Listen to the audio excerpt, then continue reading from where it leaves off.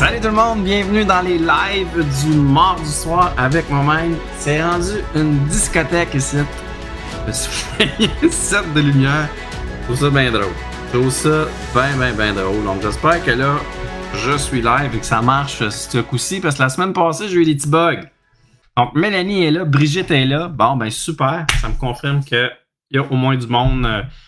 Donc, bonsoir tout le monde. Je vois que Caroline est là aussi, Rose est là, Mélanie, Brigitte. Je sais qu'il y a d'autres mondes qui est connecté parce que je vois qu'il y a des spectateurs. Donc, excellent. Fait qu'écoute, on est mardi déjà. Mardi soir. Je crois que si je me trompe pas, c'est le 21e live du mardi soir. Donc, ça, c'est cool. Il y a toujours du monde au rendez-vous. Je suis super content. J'apprécie énormément que vous soyez au rendez-vous. À l'heure. Puis j'ai fait un autre constat cette semaine en me réécoutant dans mes lives. En fait, c'est quand j'ai réécouté la masterclass que j'ai fait la semaine passée. Je sais pas s'il y en a qui étaient présents ou présentes à la masterclass. Petite parenthèse, Rose qui dit le party pogné. Yes, le party pogné à soir. Maintenant, on va se faire un vrai party. Mais là, on a un bon sujet ce soir. Mais là, je veux juste revenir à mon constat que j'ai fait. J'ai remarqué que mon son coupait des fois quand je parlais parce que j'avais l'habitude de mettre la manière que je place mon ordinateur puis ma webcam, je tassais le micro, fait que le micro était comme de côté puis j'ai remarqué que des fois ça coupait puis personne me l'avait dit. Fait que là je vais prendre l'habitude de mettre le micro devant moi parce que j'ai l'impression qu'il faut que le micro soit vraiment directement en avant de moi pour qu'il n'y ait aucune coupure de son. Parce que si je parle comme ça, là, le son va couper, comprends? Donc, si jamais vous remarquez que le son n'est pas bon, ben, s'il vous plaît, me le dire. S'il vous plaît, même, gênez-vous pas. On est tous en apprentissage. Donc, bonsoir. Ben du monde à soir. Ça, c'est cool. Yes, écoute, my God, on va battre des records à soir. Il y a Joanne. Joanne, bienvenue dans les lives. Je crois que c'est ton premier live du mardi soir. Donc, bonsoir, bienvenue. Très content de te voir. Donc, il y a Catherine aussi qui vient de se connecter. Je pense qu'on est rendu à 14 qui est en ligne. Ça, c'est cool. Ça, c'est nice. J'arrive pas pour en parler aussi s'il y a des gens qui sont dans le groupe que vous connaissez ou inviter des gens dans le groupe heureux tout simplement. Beaucoup de beaux contenus à venir dans les prochaines semaines. Et ce soir, gros sujet. Toujours des gros sujets. Ce soir, je vous parle des déclics. OK, je vais vous dire un petit peu c'est quoi pour moi les déclics. Puis, je vais vous raconter un peu aussi une petite histoire au travers de ça, quel a été un de mes plus grands déclics dans ma vie d'adulte, je dirais, dans les dernières années. Ce qui a même découlé de tout ce qui est ma mission, puis de tout ce que je fais maintenant comme conférencier, puis comme coach. Fait que je vous raconte ça à soir. C'est la première fois que je raconte ce que je vais vous raconter ce soir, de la façon que je vous le raconte aussi. Donc, c'est du nouveau. Hein? C'est du nouveau stock, comme on dit. Fait que j'espère que ça va vous plaire, puis que ça va peut-être vous apporter un peu des prises de conscience. Vous savez que c'est ce que je préfère. C'est une de mes forces de faire des prises de conscience à mes clients et mes clientes. Donc, c'est parti. Fait qu'on part ça. Donc, merci tout le monde d'être là. Donc, on a tous des moments de déclic, hein, dans notre vie à un moment donné, même dans des moments charnières de notre vie. On a ces fameux déclics-là. Je parle des déclics qui nous font faire, comme je disais en entrée de jeu, des prises de conscience importantes, puis qui nous amènent ces déclics-là à faire des choix différents, qui nous amènent sur des chemins différents aussi dans notre vie. Puis je parle des déclics qui font qu'on réussit à avoir, en fait, le courage de prendre des décisions difficiles qu'on sait que nous savons qu'on devait prendre, mais qu'on n'osait pas prendre, puis on n'avait pas la force de passer à l'action ou la force de prendre ces décisions-là. Puis à un moment donné, il y a des déclics qui se passent, puis on prend ces décisions-là. Je te donne des exemples comme changer d'emploi, avoir une conversation avec quelqu'un que tu sais que ça va être une conversation difficile, puis tu l'as repoussé. Puis là, à un moment donné, il se passe quelque chose dans ta vie, tu fais un déclic, puis tu dis, OK, là, il faut vraiment que je l'aille cette conversation-là. Ou des fois, c'est de prendre la décision de mettre fin à une relation parce que tu sais que c'est déjà, il se fait longtemps que c'est le temps de prendre cette décision-là, mais tu la repoussais tout le temps. Fait que des fois, il y a quelque chose qui se passe dans notre vie. Il y a des moments clés qui arrivent, puis c'est exact, tu sais, c'est comme un déclic. C'est comme tu sais, souvent on va appeler ça en anglais un wake-up call. Moi, j'aime ça appeler ça comme un déclic. Il se passe quelque chose, des fois c'est un événement, et malheureusement, trop souvent, c'est des choses qui nous mettent au pied du mur, tu sais, qui sont négatives des fois, puis mais c'est ça que ça nous prend pour passer à l'action sur des fois, comme mettons, un projet qui nous tient à cœur depuis longtemps. Puis trop souvent, on attend ces fameux déclics-là trop longtemps. Donc, très souvent, nous attendons ces déclics-là beaucoup trop longtemps. C'est comme si on attendait après quelque chose pour nous faire passer à l'action, nous faire prendre les décisions difficiles. Puis tu sais, il y a des conséquences à trop attendre, de ne pas avoir le courage ou la force de provoquer ces fameux déclics-là. Il y a des conséquences à attendre que les déclics arrivent par eux-mêmes ou par la vie, au lieu d'avoir le courage et la force de les provoquer, ces propres déclics-là.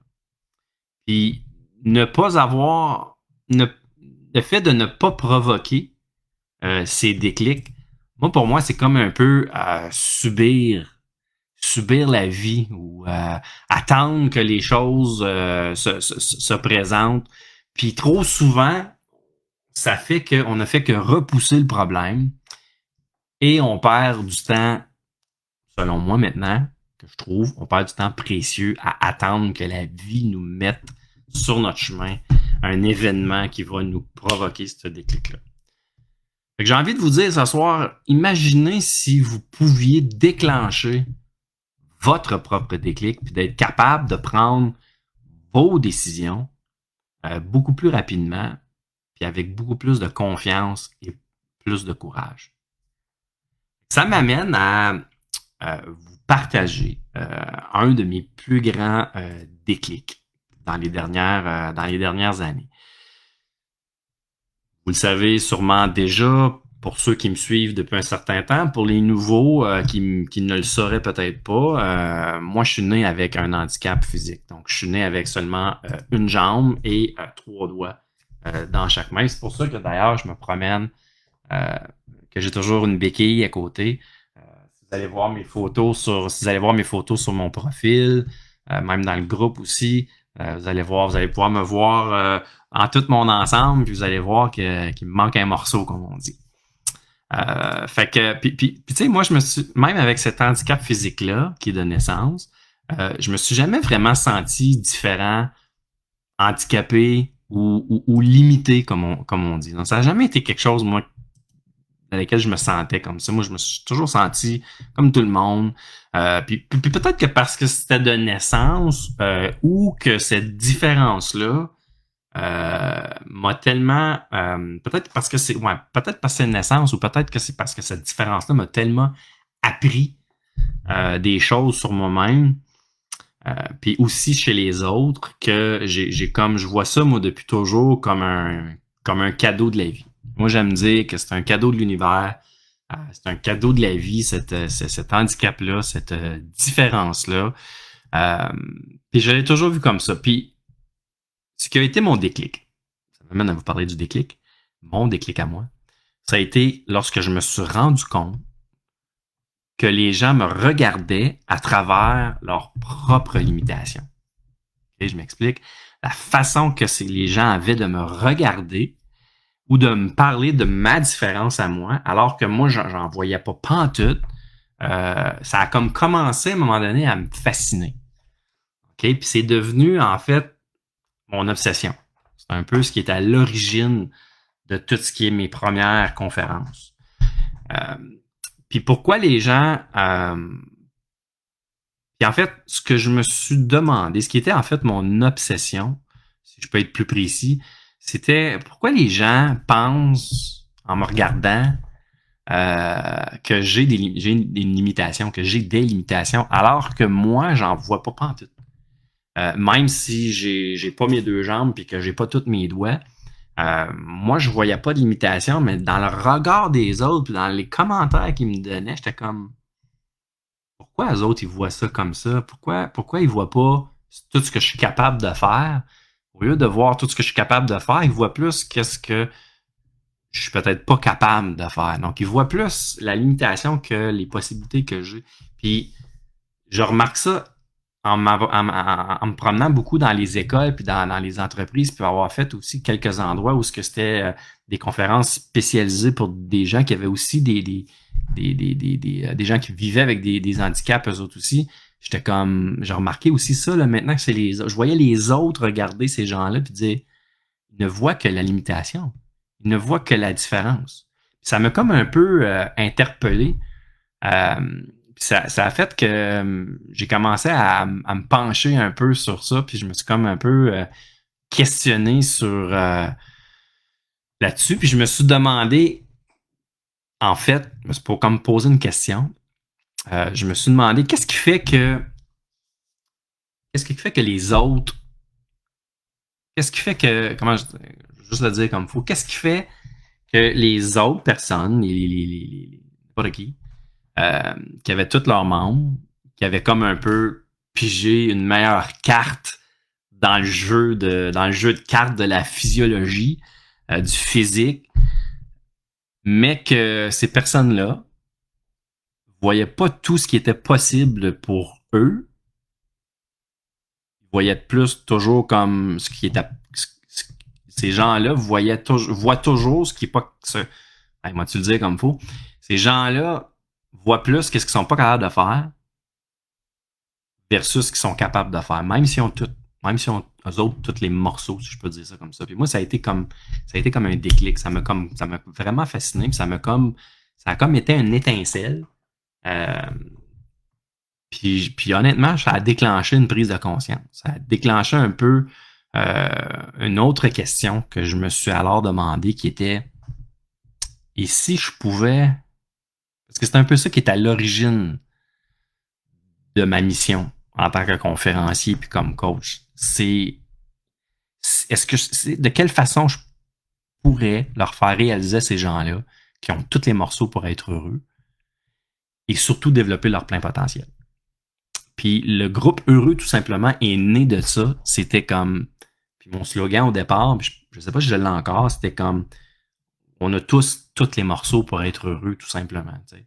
Des fois, on se casse la tête, des fois, on voit juste nos limitations, on voit juste nos défauts, on voit juste nos faiblesses, au lieu de mettre l'accent puis le focus sur nos forces, nos qualités, puis de se mettre constamment dans sa zone de génie, puis de développer ça. Puis honnêtement, c'est pas ça que je vois chez les gens. Fait que moi, ça m'a titillé, puis ça m'a comme allumé une flamme, si je peux dire ça de même. Faire un jeu de mots avec mon nom de famille. Puis je me suis vraiment mis à vouloir mettre quelque chose en place pour être capable d'aider les gens à voir plus leurs possibilités au lieu de voir leurs difficultés puis leurs limitations. Je ne sais pas si ça fait du sens ce que je dis à date dans mon live des déclics. Donc, je vais aller voir le chat rapidement, les commentaires. José qui dit que c'est exactement ça, en plein dans la mire, un déclic nécessaire malgré les difficultés qu'on peut se rencontrer. Effectivement, puis tu sais, c'est dans la difficulté, je le dis souvent, c'est dans la difficulté qu'on grandit le plus. Mais ce que je veux dire ce soir, c'est que souvent, on attend le déclic pour pouvoir se mettre, affronter la difficulté, puis prendre les décisions difficiles, puis sortir dans notre zone de confort, passer à l'action. On attend d'avoir un déclic, puis malheureusement, ces déclics-là, souvent, c'est un mur qu'on frappe.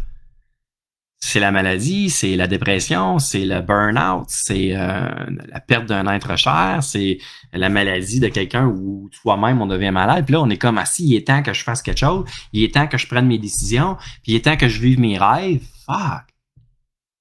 Pourquoi attendre?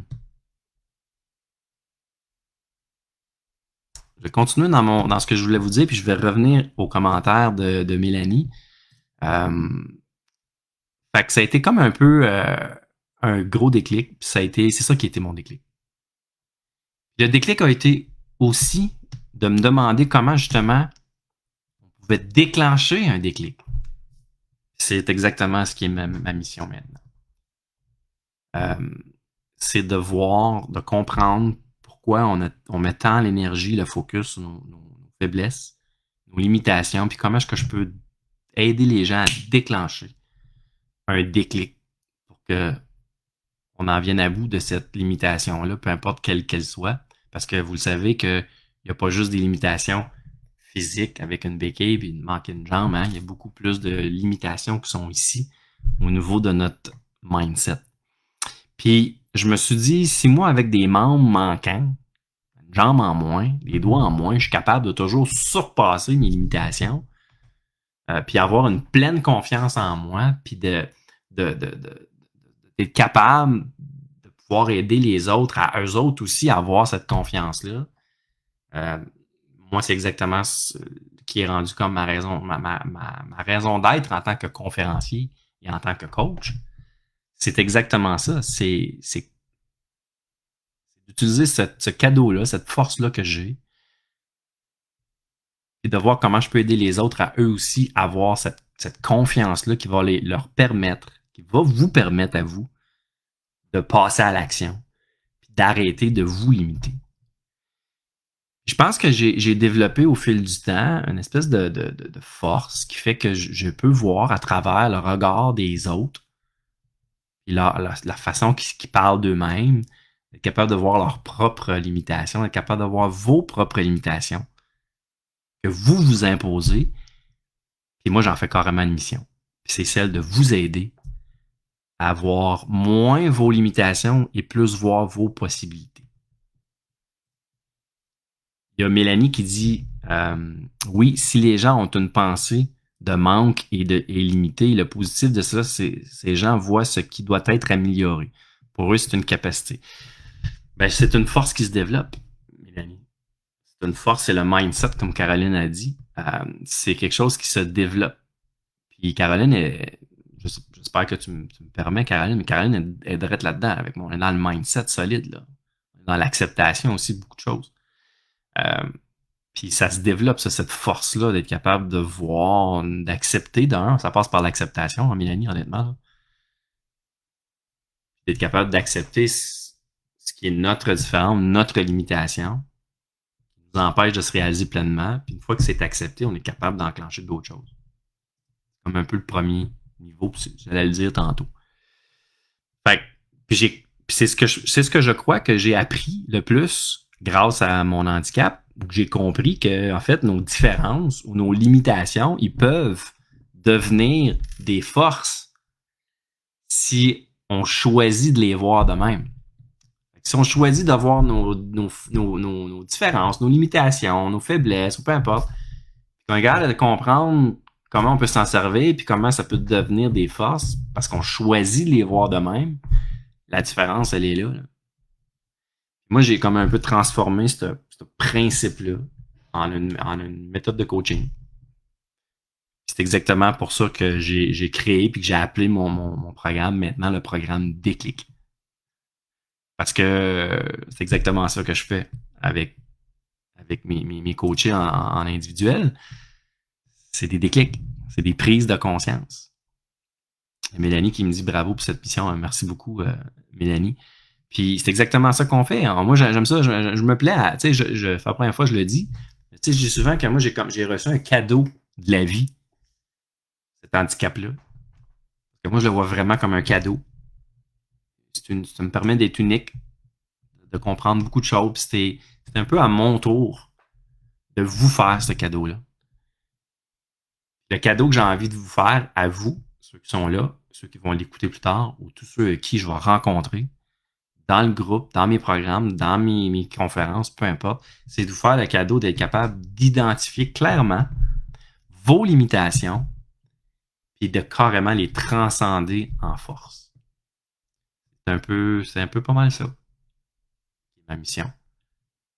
Je crois que c'est un des plus beaux cadeaux qu'on peut s'offrir, c'est d'être capable d'identifier clairement ce qui nous bloque, à se réaliser pleinement, puis transformer ça en opportunité, un peu transformer nos obstacles en opportunités. C'est un peu ça. Puis honnêtement, je le dis avec beaucoup d'humilité et d'authenticité, c'est une de mes plus grandes forces en tant que coach, c'est d'amener les gens dans l'identification de leurs limitations, puis de les transformer en force pour que vous puissiez transformer votre perception. Souvent, c'est une perception qu'on a de certaines situations et de soi-même. On voit ça en difficulté, en faiblesse, en limitation, en adversité. Puis quand on réussit à aller au fond de ça, puis de comprendre ça, puis d'être capable de transformer l'adversité en opportunité, c'est là qu'il y a une vraie transformation pour vous amener à vous réaliser pleinement. Définitivement, il y a une magie là-dedans. Il y a une magie là-dedans. Puis encore aujourd'hui, je vois tellement de regards des gens portés sur moi. Puis c'est un peu comme si c'était le miroir de leurs propres limitations. Ils ont peut-être pas eux autres une béquille pour s'appuyer comme moi, parce que moi j'ai besoin de cette béquille-là pour marcher. Mais je peux vous dire que eux autres, ils n'en ont peut-être pas une béquille physique, mais je peux vous garantir qu'il y a beaucoup de gens qui ont beaucoup de béquilles mentales. Béquille mentale, c'est comme un peu une limitation. Puis, je vais vous donner un exemple. Beaucoup de gens ont de la difficulté à accepter leurs erreurs ou même, surtout, leur passé. Puis c'est aussi une limitation d'avoir de la difficulté à accepter ses erreurs et son passé. Puis c'est pas mal souvent beaucoup plus néfaste que d'avoir juste une jambe, là. C'est beaucoup plus limitant de ne pas être capable d'accepter certaines choses que d'avoir juste une jambe. Je ne sais pas s'il y en a qui sont d'accord avec moi ce soir. Je n'y vous pas pour me donner un commentaire, peut-être me partager dans les commentaires une limitation peut-être que vous avez ou que vous êtes conscient que vous vous imposez, mais que vous avez de la difficulté à passer par-dessus. Il n'y a pas de gêne. Il n'y a pas de gêne à avoir une différence au niveau de son mindset ou bien d'en avoir une limitation plutôt au niveau de son mindset. Parce que toute seule, c'est tough. C'est tough. Pendant des années, j'ai été comme... C'est drôle à dire, là, mais c'est un peu ça pareil. Pendant des années, j'ai été condamné, si on veut, entre parenthèses, à inspirer les gens. Parce que j'ai toujours été dans ma vie, toujours dans une posture de gars avec une béquille, ou plus jeune, c'était une prothèse, mais plus tard, dans mon adolescence, j'ai pris la décision d'y aller avec juste une béquille parce que je n'étais pas bien avec une prothèse. J'en parle dans ma conférence plus en détail. Mais c'est ça, j'étais le gars, j'étais le bon gars qui avait une histoire inspirante. Puis, voulez-vous que je vous dise la vérité? Je vais être très, très transparent avec vous. Ce soir, j'étais, pendant longtemps même, dans les dernières années, derniers mois même de la dernière année, j'étais un peu effrayé. J'avais peur, moi aussi. J'étais effrayé de commencer à parler de comment, honnêtement, je transforme la vie avec ce que j'enseigne aux gens qui se font du coaching avec moi. J'étais juste comme gêné de parler de ça. Peut-être le syndrome de l'imposteur, peut-être, qui est une grosse limitation quand on est dans le domaine de l'aide, de l'entraide, du coaching. Puis à un moment donné, moi, j'ai fait affaire également avec des coachs. Puis un de mes coachs me dit, là, il est temps que tu en parles plus. Puis j'ai dû surmonter cette limitation-là. Puis même encore aujourd'hui, c'est pas naturel pour moi. Mais j'ai comme mission d'aider le plus grand nombre de personnes possible à prendre conscience de leur capacité, de leur force, d'être capable d'avoir plus de courage pour surmonter toute l'adversité puis se réaliser pleinement. Fait qu'il faut que j'en parle. Puis c'est au moment que j'ai osé commencer à parler que j'avais une méthode de coaching et de comment j'aide les gens que j'ai réalisé que moi-même, je m'imposais une limite. Fait que voyez-vous comment les limitations psychologiques sont partout, ils sont puissantes. Puis la vie m'a peut-être pas donné tous mes membres, mais je peux vous dire qu'elle m'a donné un cadeau encore plus précieux. C'est d'être capable de voir de façon différente les limitations, puis de les transcender en ambition, en opportunité, en force. Je l'ai appliqué pour moi longtemps et maintenant je suis très capable de dire que je l'applique pour les gens qui travaillent avec moi et j'en suis très fier. J'en suis très fier. Puis c'est mon plus grand déclic. Mon plus grand déclic, en fait, ce que je veux dire, c'est que a été de voir que tout être humain, même s'il y a tous ses membres, même s'il n'y a aucune limitation physique, s'impose beaucoup, beaucoup plus de limitations qu'une personne qui a justement une différence ou une limitation physique. Très souvent, honnêtement, ce n'est que l'histoire qu'on se raconte à soi-même. Très souvent, on croit que c'est un manque de confiance. Très souvent, nous croyons que c'est un manque de confiance qui fait qu'on n'arrive pas à réussir nos objectifs ou à vivre la vie qu'on a toujours rêvé. Puis pourtant, c'est pas un manque de confiance. Ce n'est qu'une question de croyance et de perception. Qu'est-ce qu'on croit de soi-même? Qu'est-ce qu'on croit de nos capacités? Et comment on se perçoit soi-même et comment on perçoit le défi, la limitation, l'adversité, le challenge. Il faut juste changer ses croyances et ses perceptions. Puis on a tous, en tant qu'humains, un gros défaut. Tout le monde. C'est présent chez tout le monde, même moi, tout le monde.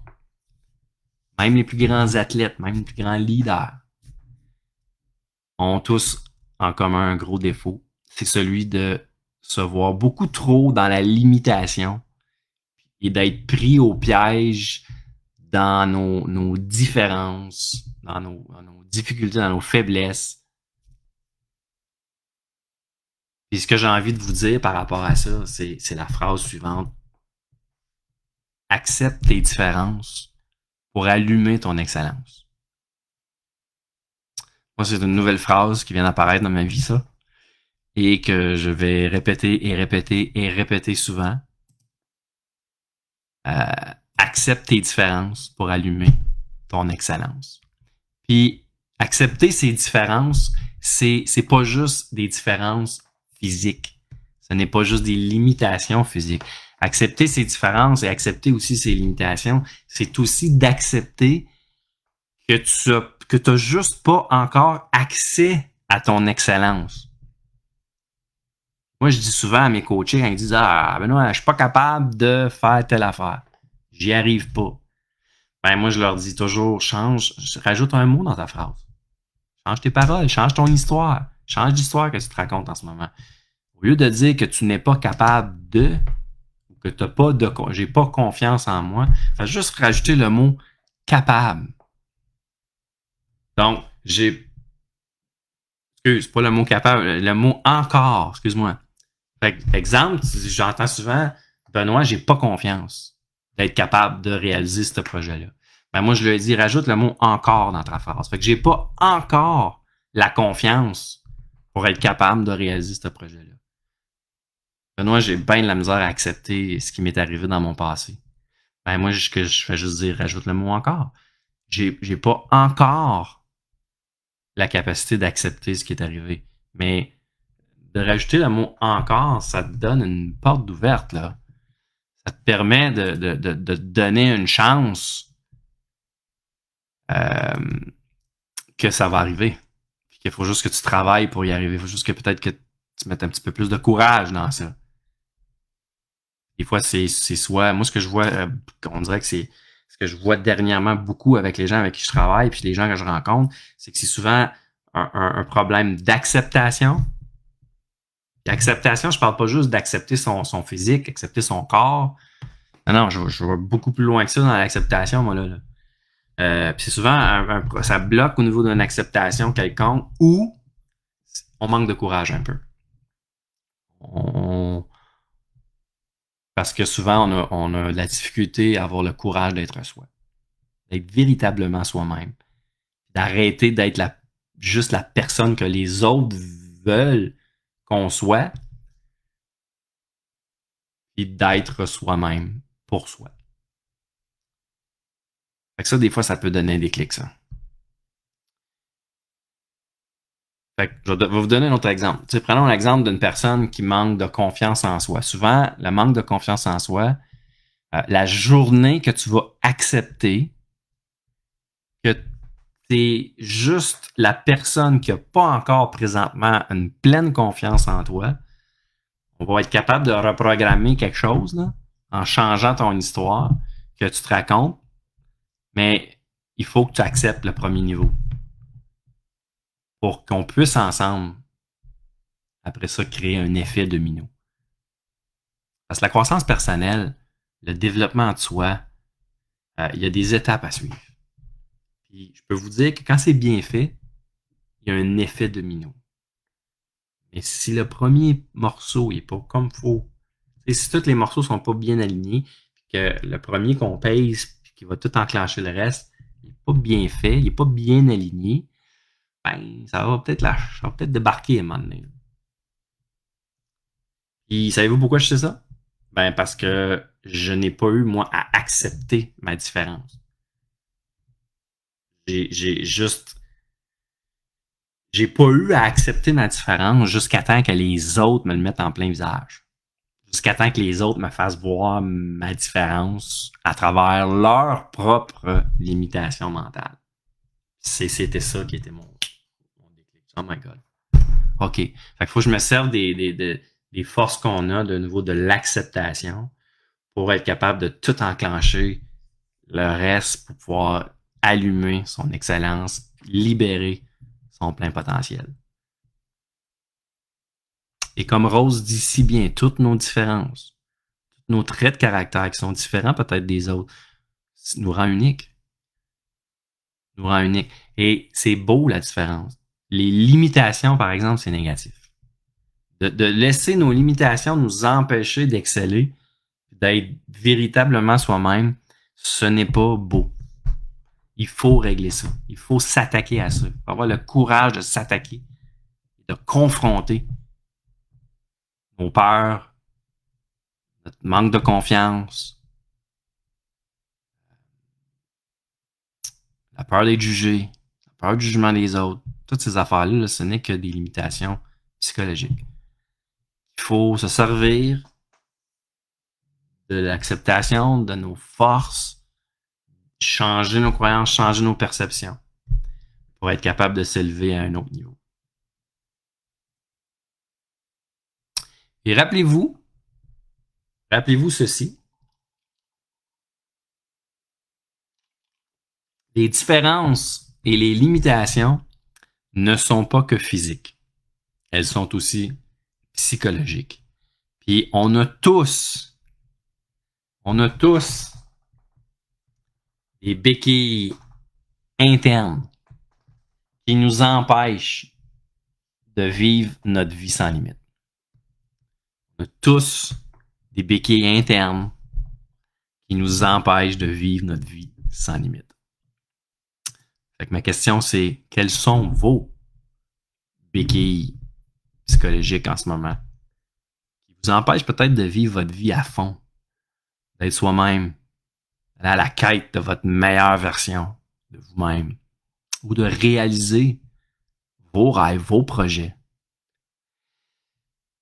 Et souvent, il suffit uniquement, simplement, d'accepter tout ça pour ensuite s'en libérer. Fait que je t'invite à réfléchir à tout ça ce soir et à venir à ma rencontre pour voir si, ensemble, on peut allumer une étincelle, puis libérer ton excellence. Est-ce qu'ensemble, on peut allumer ton étincelle pour faire shiner ta meilleure version de toi-même, ton excellence? Si c'est quelque chose qui te parle, si c'est quelque chose qui te tente, très facile pour me rejoindre, gang. Si tu es en train d'écouter cette vidéo-là, juste à commenter le mot déclic. Puis je vais rentrer en contact avec toi en privé, ou tu peux aller sur mon site web, benoîtlaflamme.ca. En haut à droite, il y a un bouton réserver un appel. Tu cliques là-dessus, ça t'amène directement à mon calendrier. Puis tu réserves une petite demi-heure avec moi. Question qu'on fasse connaissance, que j'aille à la rencontre de toi et que je prenne, que j'entende ton histoire et voir comment est-ce qu'on peut la changer positivement pour allumer ton excellence. Donc, juste avant de fermer le live, je vais aller rapidement dans les messages. J'ai Caroline qui dit « Merci Benoît d'être rentré dans ma vie et dans ma tête quand j'en avais le plus besoin. » Ouais, effectivement,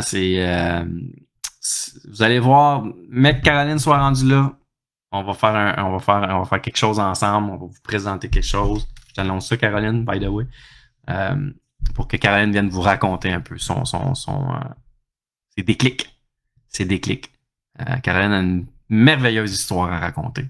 Beaucoup de force en dedans d'elle.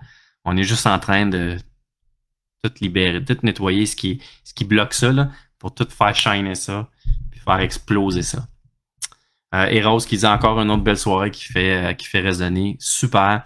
Écoutez, moi j'ai envie de vous laisser sur une dernière note.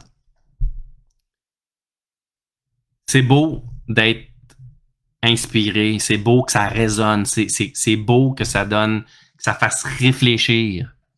Mais il n'y a absolument rien qui va changer dans vos vies si vous ne prenez pas la décision qu'il faut que ça change, puis que vous ne passez pas à l'action pour que ça change pour le mieux. Puis moi, je vous offre mon aide pour vous aider là-dedans. Donc, juste écrire des clics ou m'écrire en privé sur Facebook ou aller sur mon site web puis demander un appel. J'ai déjà hâte d'aller à votre rencontre. Donc, sur ce, c'est tout pour moi ce soir. Mon nom est Benoît Laflamme et je vous souhaite une excellente fin de soirée. Bye bye tout le monde. Merci d'avoir été là.